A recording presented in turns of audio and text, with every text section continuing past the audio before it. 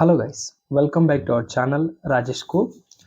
ఈరోజు 2020లో కొత్తగా రిలీజ్ చేసిన ఆఫ్ రోడ్ వెహికల్ గురించి తెలుసుకుందాం. అంతకన్నా ముందు ఏంటంటే ప్రజెంట్ మన మార్కెట్లో రాయల్ ఎన్ఫీల్డ్ నుంచి హిమాలయన్ 450 ఒకటి ఉంది, తర్వాత 411 ఒకటి ఉంది. హీరో నుంచి Xpulse 210, 200, at the same time ఏదీచ్ నుంచి కూడా ఒక ఆఫ్ రోడ్ వెహికల్ ఉండడం జరిగింది. వీటికి అన్నిటికీ పోటీగా టీవీఎస్ నుంచి కూడా ఒక ఆఫ్ రోడ్ వెహికల్ అనమాట, ఫస్ట్ టైం ఒక ఆఫ్ రోడ్ వెహికల్ రిలీజ్ చేయడం జరిగింది. అదే అపాచీ RTX 300 అనమాట.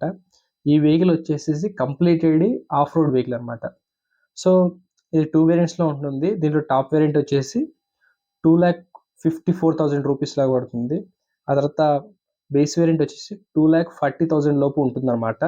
ఈ 2 వేరియంట్స్ ఇందులో రిలీజ్ చేయడం జరిగింది ఇవాళ. ఆ తర్వాత ఈ వేరియంట్ చాలా స్పెషల్ అనమాట. ఇది ఒక స్పెషల్ ఎడిషన్ అనమాట. టీవీఎస్లో ఇప్పుడు దాకా ఆఫ్ రోడ్ వెహికల్స్ లేవు. సో దీని గురించి ఈరోజు తెలుసుకుందాం. సో ఫస్ట్ దీనికి వచ్చేసి బ్రేక్స్ గురించి మాట్లాడుకున్నట్టయితే టాప్ వేరియంట్లో డ్యూయల్ ఛానల్ ఏబిఎస్తో పాటు స్విచబుల్ ఏబిఎస్ అనమాట. ఏబిఎస్ అనేది ఆఫ్ చేసుకోవడానికి ఆన్ చేసుకోవడానికి వీలుగా ఉంటుంది. లైక్ ఆఫ్ రోడింగ్ చేసేటప్పుడు ఏబిఎస్ అనేది ఆఫ్లో ఉండాలన్నమాట. సో దానికి అనుకూలంగా ఏబిఎస్ అనేది స్విచబుల్గా ఇందులో ఇవ్వడం జరిగింది. ఆ తర్వాత దీంట్లో ఇంజిన్ వచ్చేసి 300cc లిక్విడ్ కూల్డ్ ఇంజిన్ అనమాట. సో చాలా పవర్ఫుల్ వెహికల్ అనమాట ఒక రకంగా చెప్పాలంటే. దీని వెయిట్ వచ్చేసి 180 kgs, 180 kgల వరకు బరువు ఉంటుంది. 835 mm సీట్ హైట్, అరౌండ్ 5.7 అక్కడ నుంచి హైట్ ఉన్న వాళ్ళకు కాళ్ళు చక్కగా అందడం జరుగుతుంది అనమాట. మంచి పర్ఫార్మెన్స్ ఉపయోగపడుతుంది అనమాట.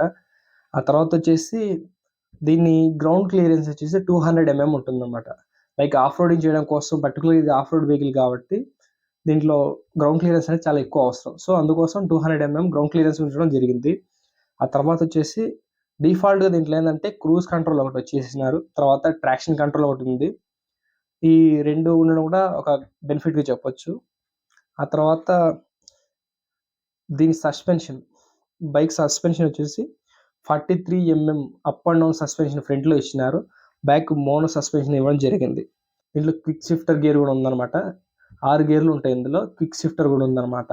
సో మెయిన్గా చూసుకున్నట్టయితే దీంట్లో డిజిటల్ LCDతో వస్తుంది అనమాట. TFT cluster, like digital meter అనమాట. TFT క్లస్టర్ విత్ బ్లూటూత్ కూడా ఉంటుంది ఇందులో.